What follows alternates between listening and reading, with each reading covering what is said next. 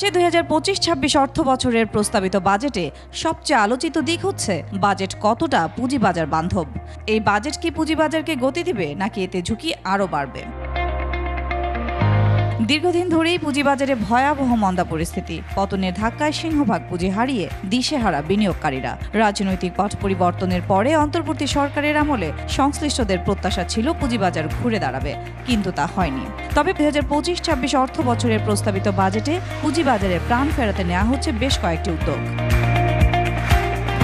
আগামী বাজেট প্রস্তাবনায় সবচেয়ে উল্লেখযোগ্য দিক পুঁজিবাজারে মধ্যস্থকারী হিসেবে কাজ করা মার্চেন্ট ব্যাংকসমূহের কর হার ৩৭.৫% থেকে কমিয়ে ২৭.৫% করা।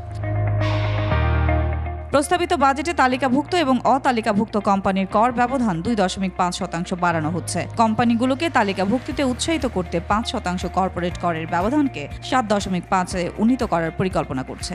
তবে এটি তালিকাভুক্ত ব্যাংক, বীমা ও ফাইন্যান্স কোম্পানির ক্ষেত্রে প্রযোজ্য হবে না। তাদের বিদ্যমান ৩৭.৫% হারেই কর দিতে হবে। মোবাইল ফোন অপারেটর কোম্পানি তাদের আইপিওতে অফলোড করা ১০% শেয়ার ছাড়লে ৫% কর রেয়াত পাবে। এক্ষেত্রে কিছু শর্ত পরিপালন করতে হবে।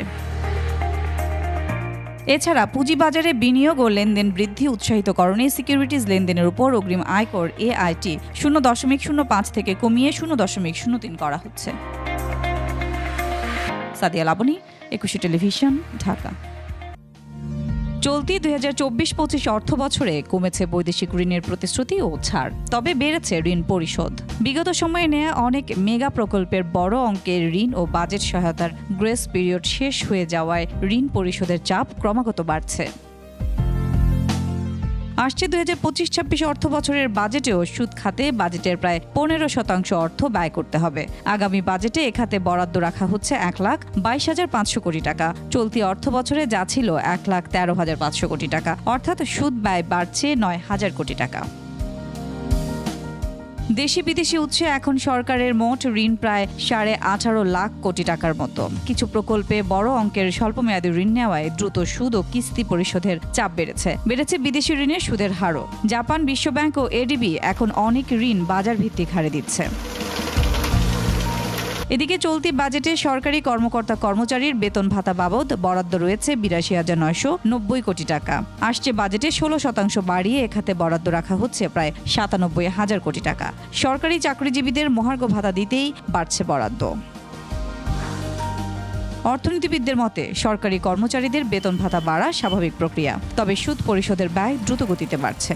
পরিস্থিতি মোকাবেলায় রাজস্ব আয় বাড়ানোর পরামর্শ তাদের। রাজস্ব আহরণ, রাজস্ব ব্যয়, উন্নয়ন ব্যয় এবং ঘাটতি অর্থায়ন, এই চারটা দিকেই এবারের বাজেটে নজর রাখতে হবে। রাজস্ব আহরণের দিকে তো আমার মনে হয় যে সবচেয়ে বেশি আমাদের দৃষ্টি রাখতে হবে ২০২৫-২৬ অর্থ বছরের প্রেক্ষিতে।